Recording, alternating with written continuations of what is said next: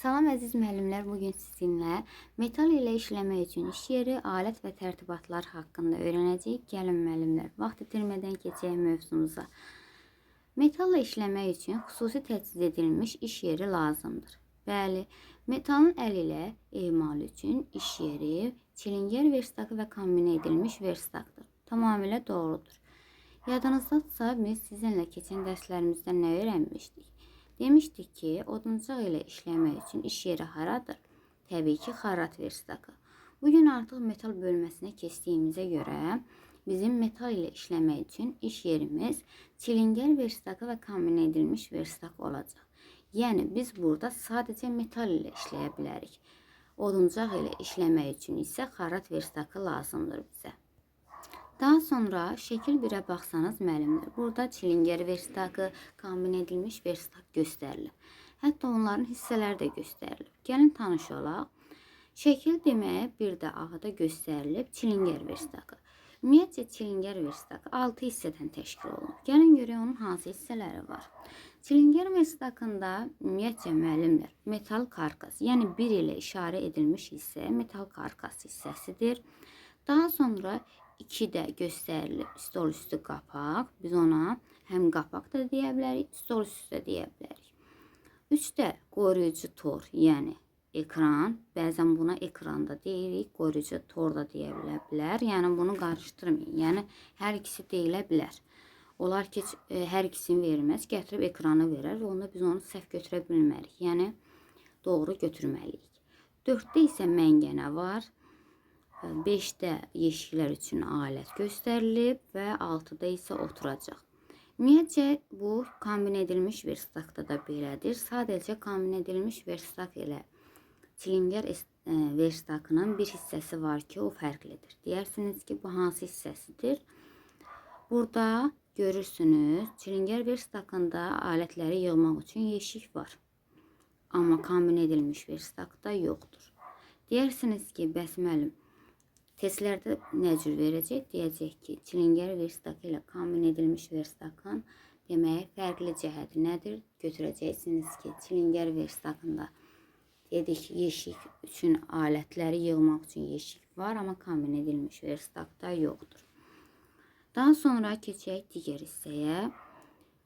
Gəlin baxaq, verstakda emal zamanı pəstahı bərkitmək üçün çilingər məngənəsindən istifadə edilir. Bəli.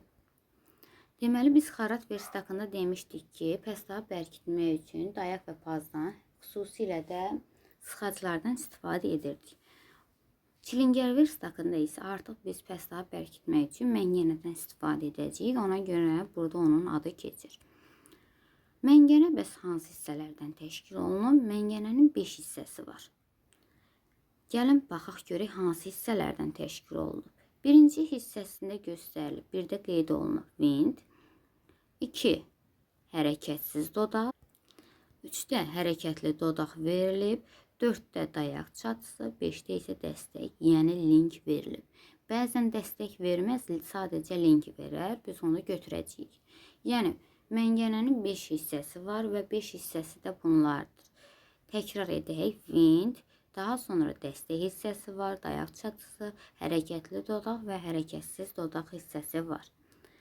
Burada da demək B-də isə məngənənin sxemi göstərilib. Ona da diqqət edin. Müəllimlər bəzən gətirib testlərə salırlar ki, bu nədir? Biz onu da götürəcəyik ki, bu məngənənin sxemidir. Məngənənin iş prinsipi belədir. Burada aşağıda göstərilib. Pəstahı məngənənin dodaqları arasında biz bərkidirik, yəni yerləşdiririk. Dəstəyi saat əqrəbi istiqamətində fırlatdıqda vint həmin pəstahı hərəkətli dodaqlar arasında, həm hərəkətli, həm hərəkətsiz dodaq arasında sıxır və etibarlı bərkidildiyinə biz əmin olduqdan sonra pəstahı emal edirik.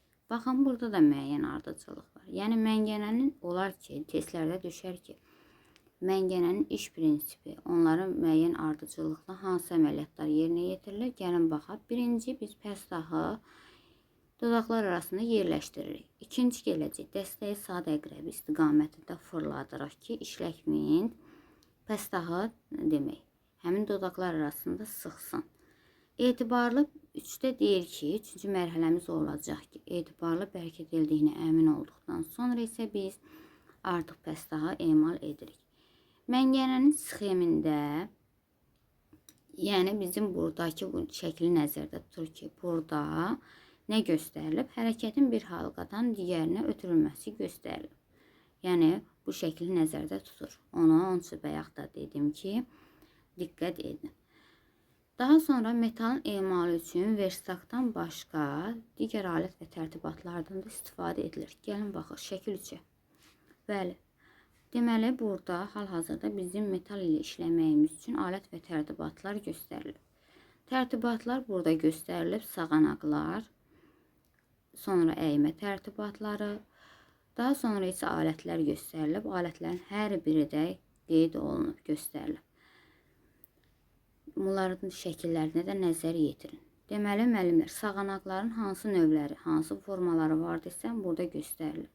Yəni, prizma şəkilli, dairəvi, fiqurlu və künclü olan sağanaqlar var.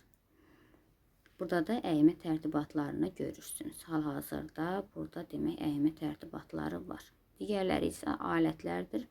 Müəyyən məqsədlər üçün istifadə edilir. Hamısına nəzər yetirin. Düşünürəm ki, müəllimlər, bütün xırdalığına kimi izah verdim sizlərə. Çalışın özünüzdə diqqət yetirin, bütün şəkillərə nəzər yetirin, həmçinin də onların hissələrinə. Hər birinizi uğurlar, hələlik.